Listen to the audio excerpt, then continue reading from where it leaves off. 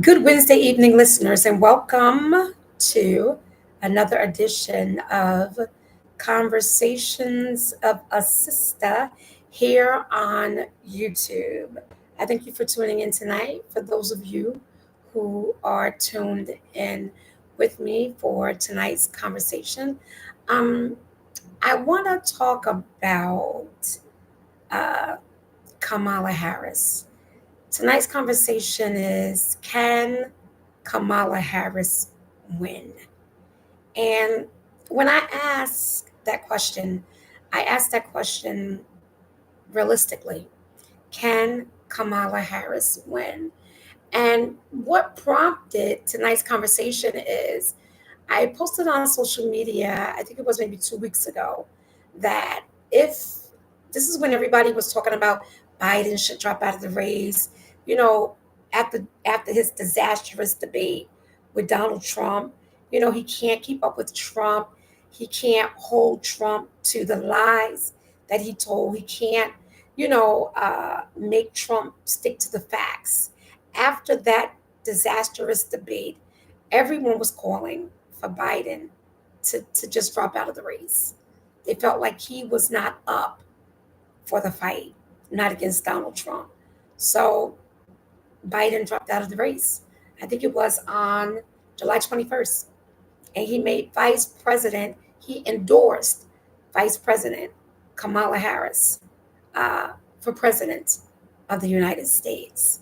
So prior to that, prior to him dropping out of the race, I felt like if Harris was made the Democratic frontrunner, she would not win. And that's simply because of the history that certain women or all women have had in the United States in running for president. I think the only known female president in the history of women presidents is the president of India. She was the only woman elected to president. So let's look at the women here in the US who ran for presidency. In 2019, 6 women announced their candidacy for president. Representative Tulsi Gabbard, Senator Christy Gillibrand, Senator Kamala Harris, Senator Klobuchar, Amy Klobuchar.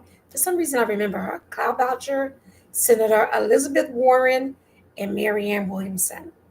So in 2019, this was when all of these women, announced their candidacy for president. But in June 2016, Hillary Rodham Clinton became the first woman to be a major party's presumptive nominee for president. We all remember that. She formally became the first woman to be a major party's presidential nominee at the Democratic National Convention on July 26, 2016.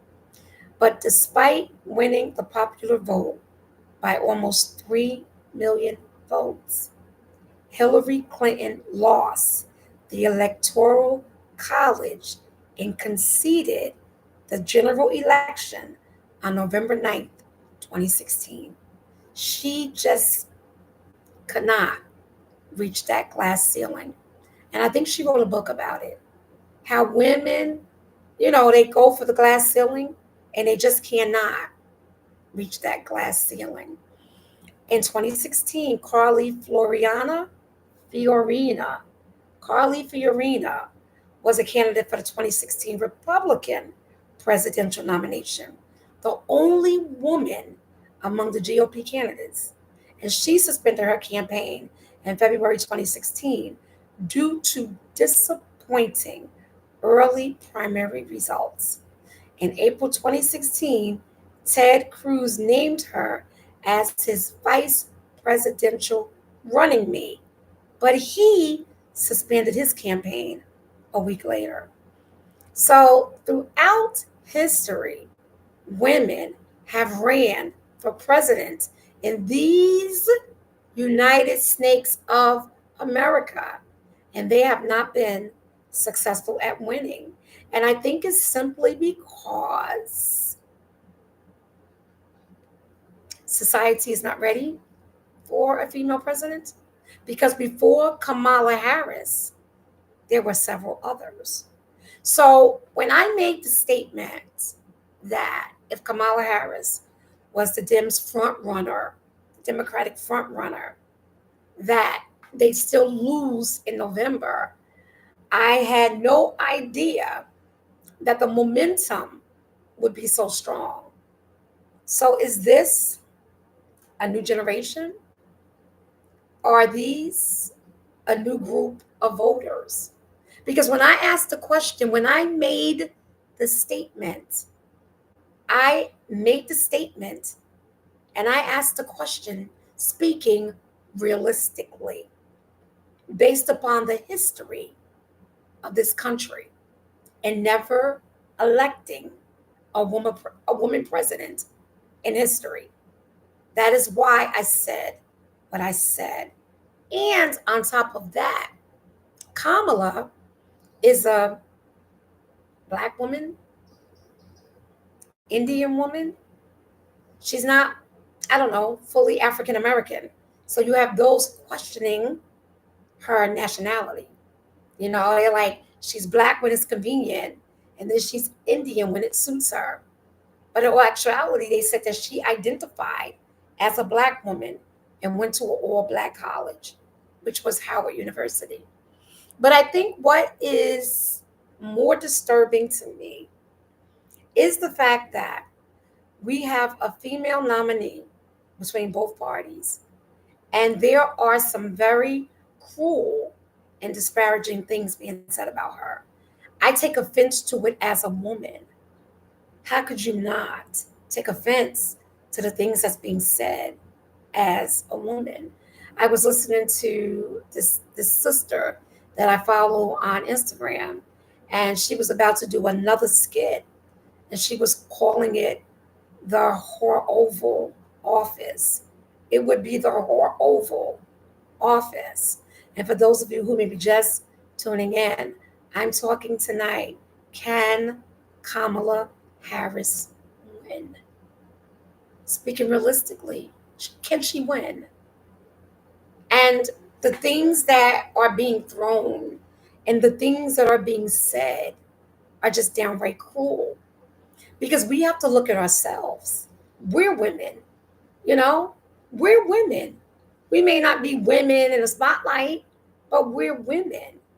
And to say disparaging things about other women is not only classless, but it is extremely tasteless.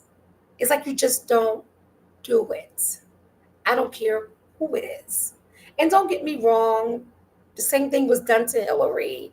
I heard that she was a man. They were saying that she was a man. She was gay. It was like all of these things being said about Hillary. And now, because Kamala is a young woman, she's a stepmom, she has no children. Uh, she was a whore. She swallowed all of her children. She's childless. Do you know how many women in the United States are without children? And just because we're without children, because I'm one of them, it doesn't mean that we are against family. It does not mean that. It simply means that our choices are different, that our fates are different. We just had a different fate of not having children. We didn't take that route. We didn't choose that journey. But adoption is available, IVF is available. There are so many other things available in this day and age to women. So to come out against women who don't have children because of the current Democratic running mate is just cruel. Because when you make a comment about one, you make the comment about all. Because all women without children will take offense to that. Now, me, I didn't, because I could care less. I'm very confident in my skin. Children, no children, husband, no husband, stepchild, it doesn't matter. My choice was my choice. I don't take offense to it. But in that same manner and with that same energy, no one should be condemned for their choices. So I think that the talk about her, calling her a whore, her political career started off by an affair or with an affair with a married man. Really?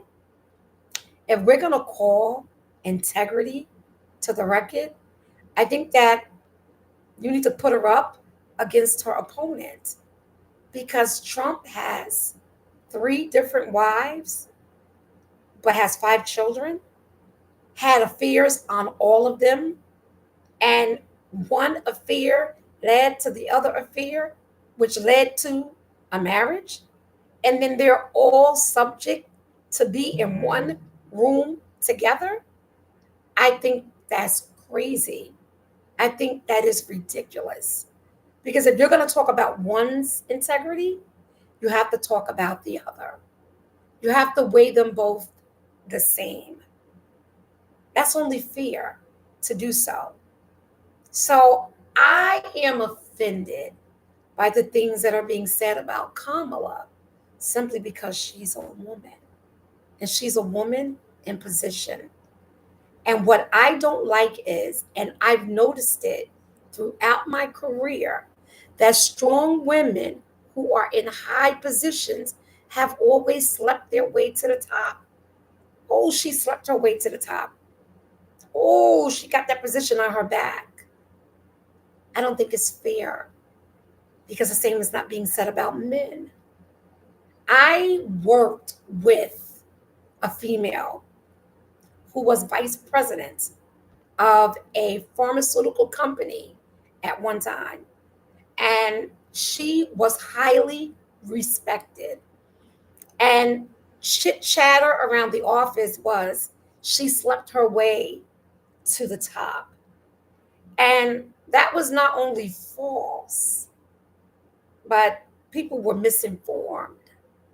And as her assistant, I made it a point to ensure that people knew her record, that she was highly educated, qualified, and received her merit honestly, happily married, and did not sleep her way to the top. And to boot, she did not have children because, again, that was her choice.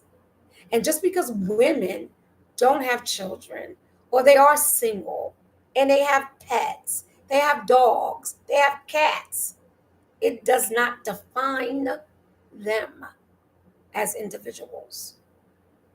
And I don't think it's fair. So now all the gloves are off. The phony campaign has ended.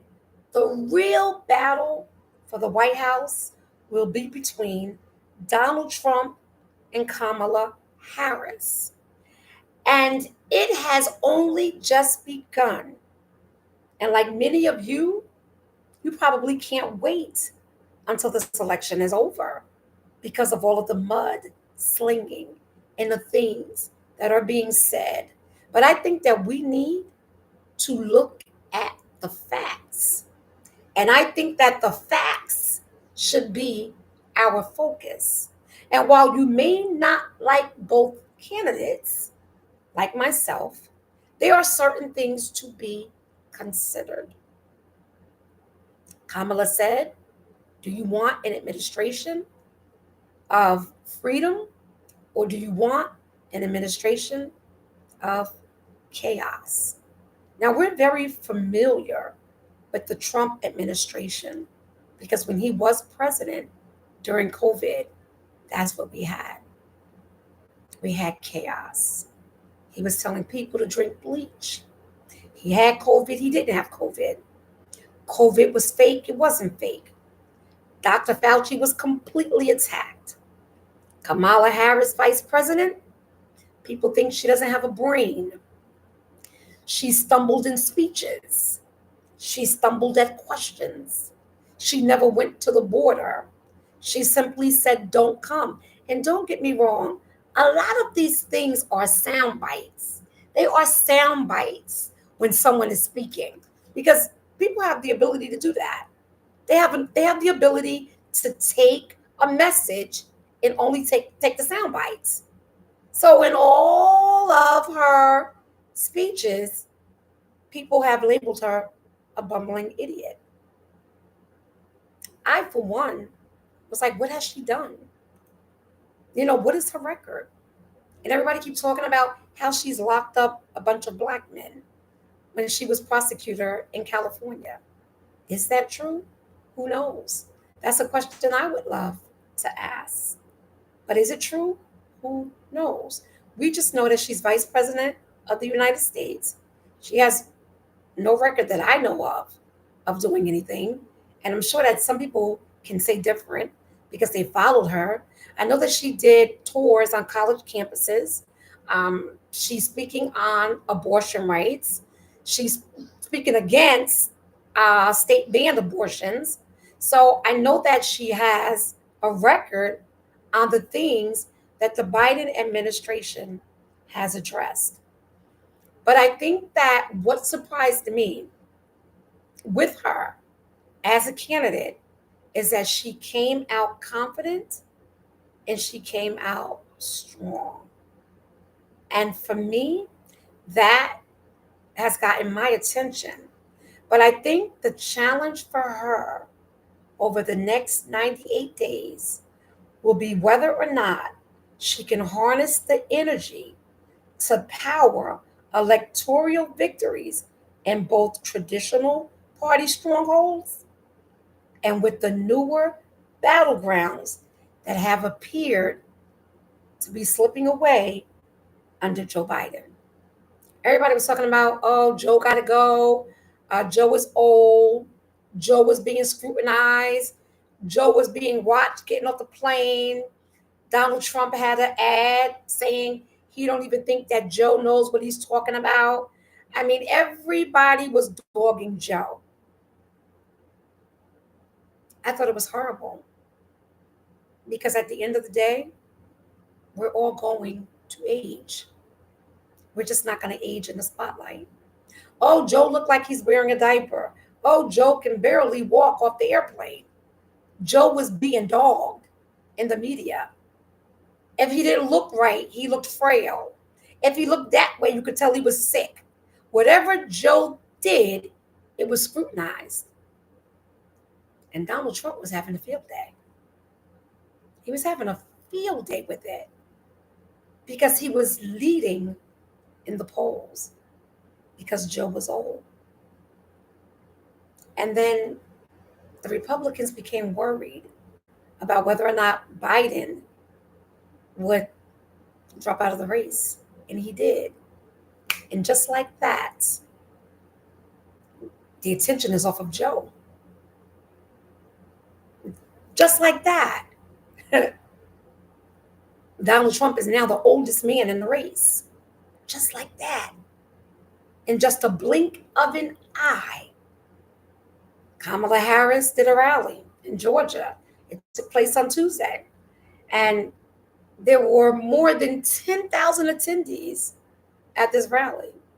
It's almost as if the Democratic base is fired up and she's coming out like fresh meat. And she's telling Donald Trump to bring it on. And the reason why her debate with him in September is so important is because the American people, as she said, needs to see the contrast between both candidates. They need to see what Kamala is going to do in her current situation. Is she gonna be a replica of what we already have? They want to see what Donald Trump is saying and confirming, and even if he can go toe to toe with her.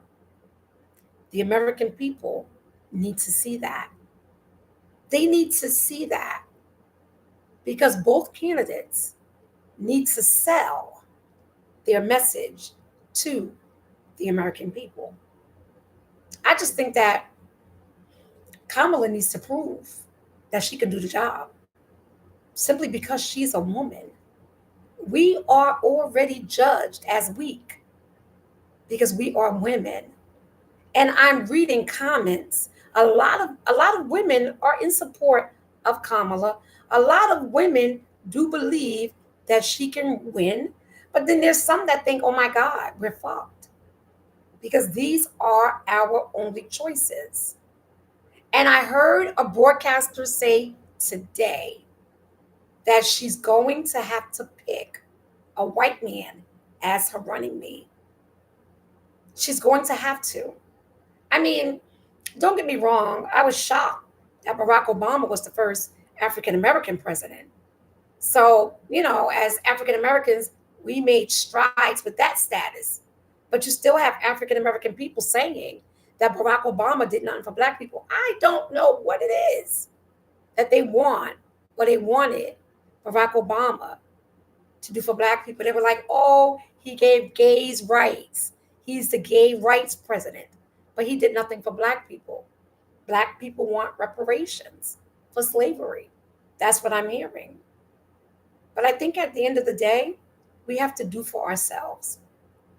And I think that Barack Obama was a "I want to be peaceful" president. It's like race relations became high when Barack Obama became president because it was almost as if someone was angry that there was a black man in the White House. They were waiting for the barbecue on the lawn. They were waiting for the watermelon to be pulled out. Yeah, those stereotypes. So now you have a half African American and an Indian woman, and the Democratic base is fired up. And that's all well and good. But Kamala's background as a prosecutor in California could be both a political positive and a negative because there will be those who like a hard-nosed prosecutor because she says she knows Trump's type, and there will also be many who think she imprisoned African Americans. So no, it's not her. I follow a brother on Instagram now who feel that way. He's like, no, it's like a hard no. So these are things that Kamala needs to address. She needs to address this because right now, some people are just saying no, period, to her record. They're saying no to her. It's like a big no. And this is something that needs to be proven. So at the end of the day, can she win? Maybe. I think if she comes out and she gets rid of or she addresses the party strongholds that are tying her to the Biden administration, and she has a new approach to the economy and inflation and all of the other concerns that African voters have, it's a possibility. Because as one friend of mine said, that she believes that Kamala is going to appeal, or she's already appealing to the younger base. And since she was announced as a Democratic front runner, I think they said you've had over 10,000 young people have registered to vote. The numbers are high. So, is this Gen Z going to usher in a new stance for America? Is Gen Z looking for something different? Only the voters know. Only those who will vote for Kamala, only they know.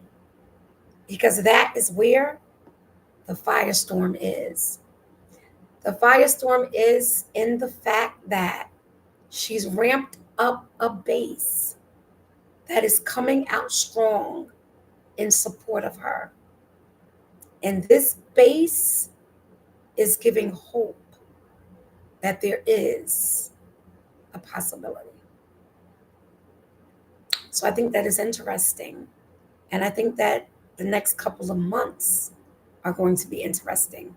And I think that people are just anxious to see where it all goes and who's going to win and how they're going to win. And if it's really about us saving democracy and what that looks like. So the next couple of months will be interesting. Can she win? Can Kamala win? My attitude is positive, but it's also realistic. Is it a new day here in America? Or is it just the same old rhetoric? Time will tell. So, this is my last show for the summer. I will be off for the next month and half. I will be back with more new, exciting conversations in early fall. So I thank you for tuning in tonight. Be well. Have a great summer, and we'll see you in September. Have a good night.